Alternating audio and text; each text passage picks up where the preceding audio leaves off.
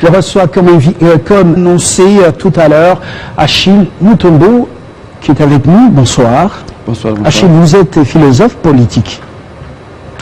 Voilà, l'essentiel pour ce soir.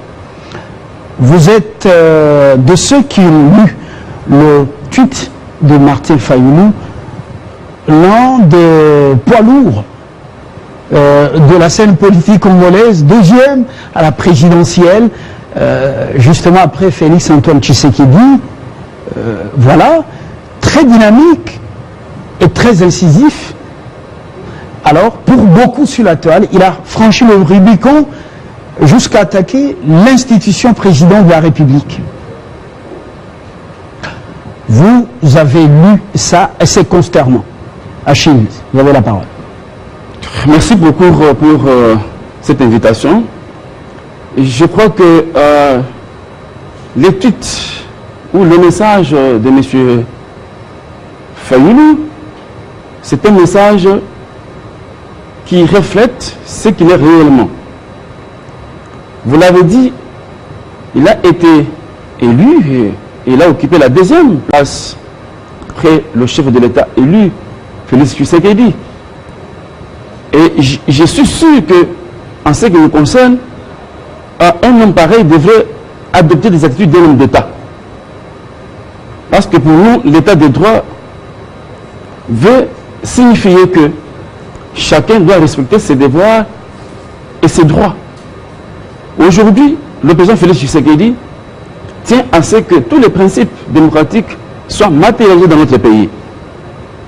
Tout le monde a constaté que cet homme dont on parle aujourd'hui organise des meetings par-ci par-là, ce qui ne se faisait jamais dans ce pays. Il va danser avec des jeunes par-ci par-là, là où il passe.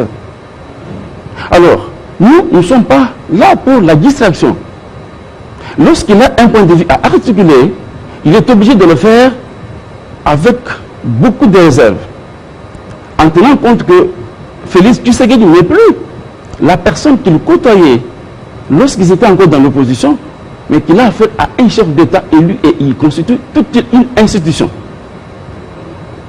Lui-même a annoncé que pouvait le critiquer, on n'arrêtera plus les gens à cause de ça.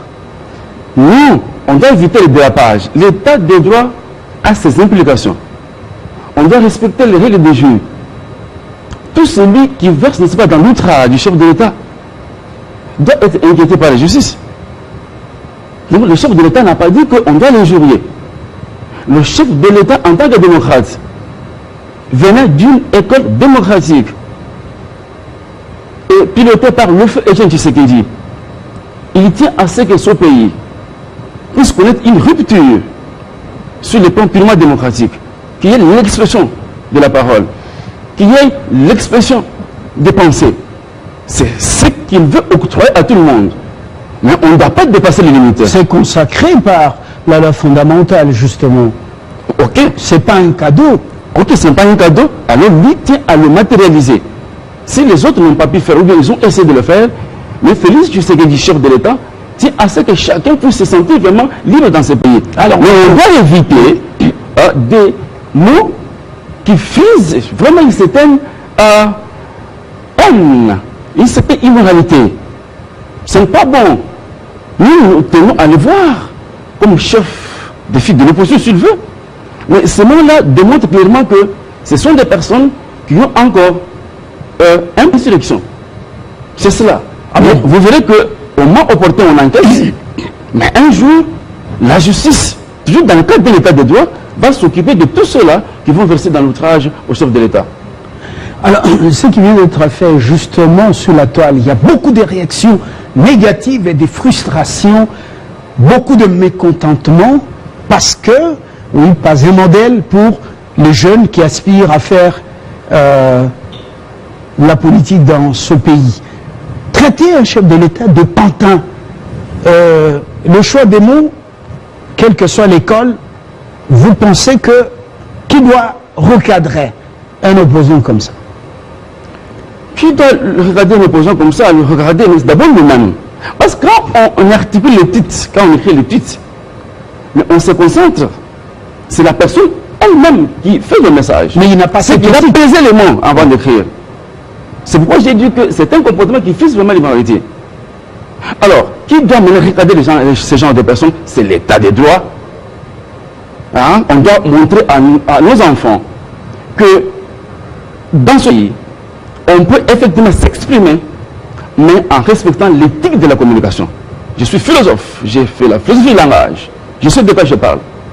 On ne peut pas à ce niveau-là, parce que vous êtes soutenu par la fameuse Senko entre guillemets, qui continue à parler de déni de vérité, on se permet de faire des critiques ou de sombrer dans un criticisme qui vous amène à dire n'importe quoi. La Senko appelle plutôt un sursaut patriotique. Les choses ont beaucoup évolué depuis la dernière déclaration du secrétaire général en présence du président de la conférence épiscopale nationale du Congo à la Cité de l'Union africaine. Beaucoup de choses ont évolué. La Senko est dans cette logique de Fayulu, cette logique quand même qui montre les biceps. Est-ce que vous ne voyez pas que la Senko a fait ce qu'on appelle rétro-pédalage? Effectivement, il y a une avancée significative, mais les premières articulations dans le document, je l'ai lu et je l'ai relu. Et ces documents reflètent d'emblée le message du président de la Senko, lequel message a été balancé par le journal du Vatican.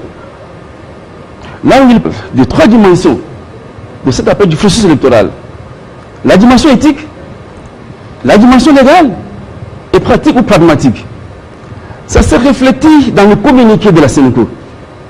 Alors, je me base sur l'aspect éthique, c'est là que ils disent très clairement que par rapport à ce qu'ils avaient fait comme travail, l'observance électorale, une observance professionnelle, alors pour eux, ils n'en ont pas dit clairement, ils disent que la vérité est là et que cette vérité, c'est la leur, c'est-à-dire c'est leur homme.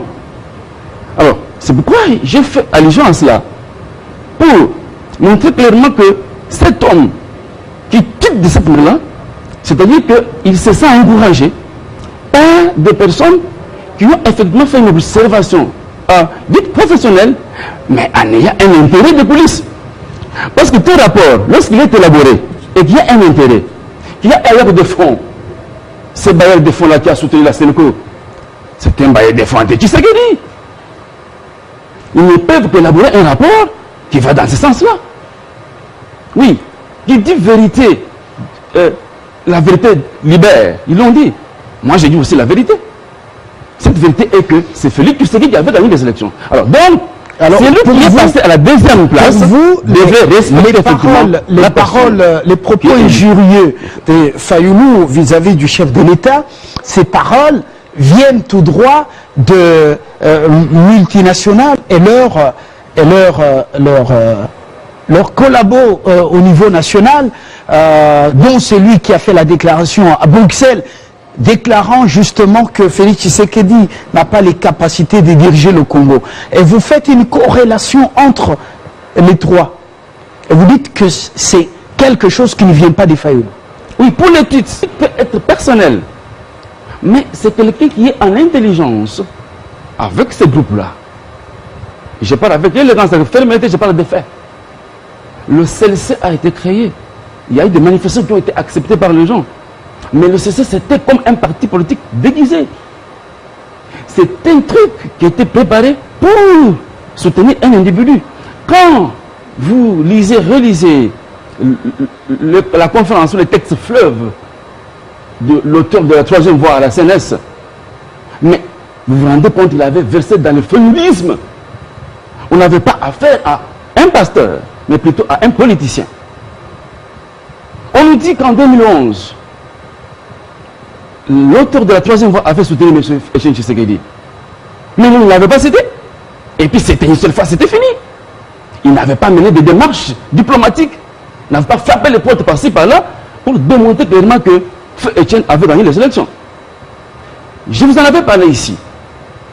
Après la proclamation des résultats par la CENI, vous avez entendu le tuteur là, le kamikaze de Lamuka, il disait que la Senko a dit, mais au lieu de dire qu'ils avaient un centre électoral pour collecter les résultats, mais leur source crédible évangélique, c'était la Senko.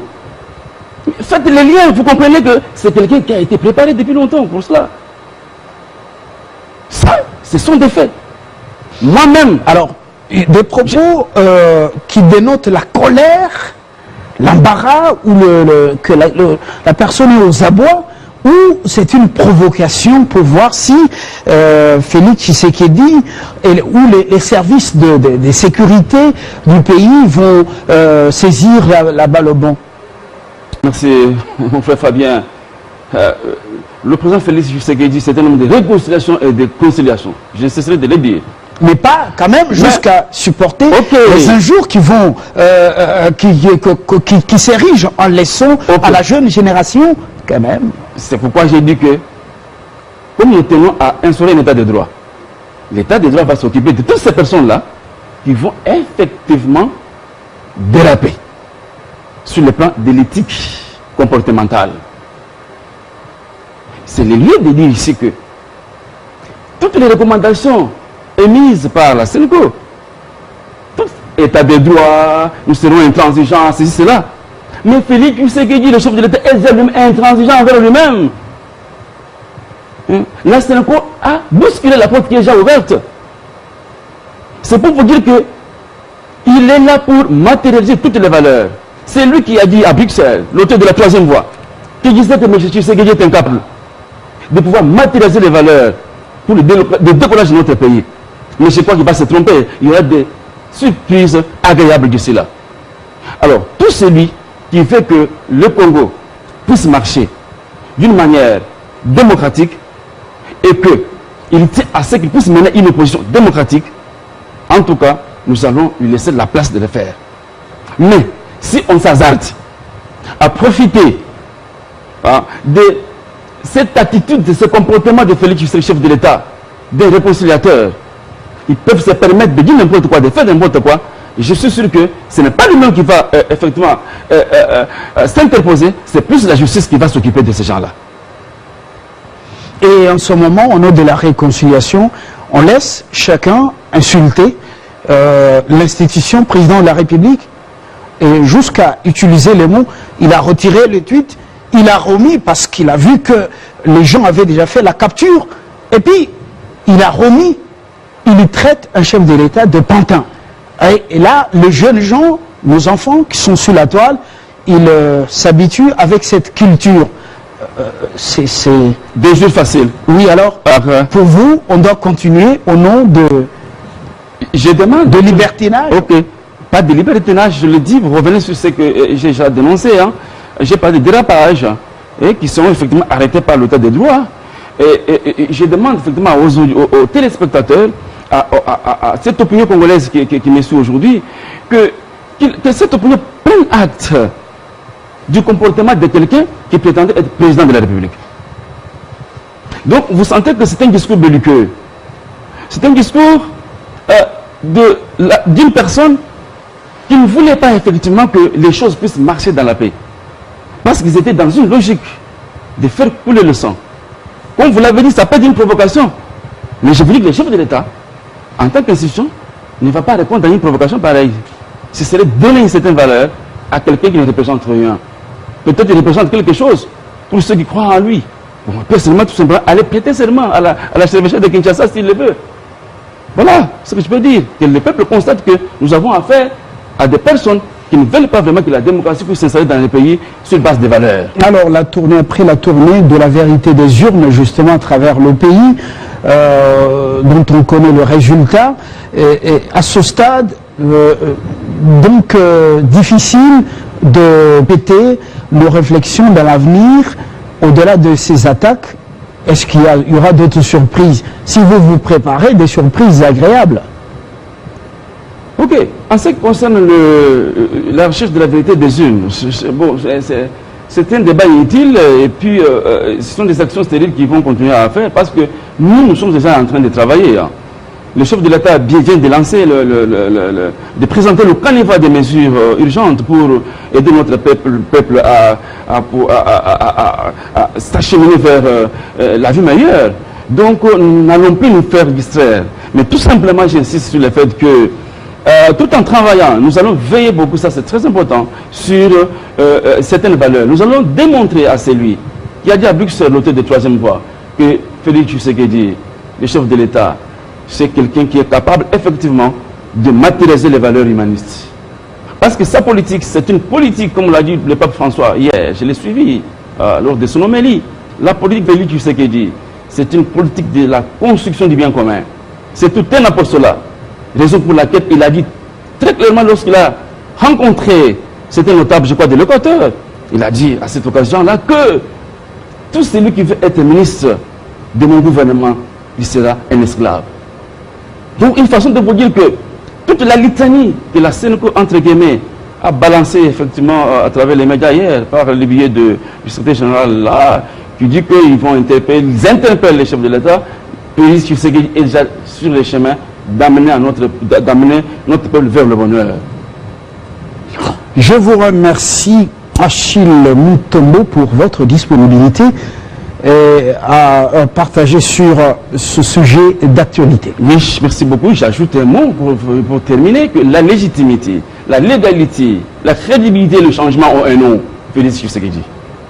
Merci beaucoup. Alors, entre-temps, oui, les fake news, les intox et même, surtout, des vérités entre guillemets montées font rage sur la toile.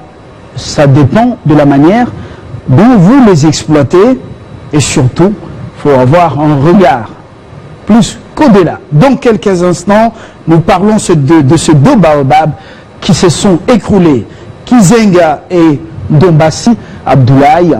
Oui, le Congo se vide des vrais lumumbistes. Est-ce qu'il y en a encore d'autres sur qui le pays va compter tout à l'heure?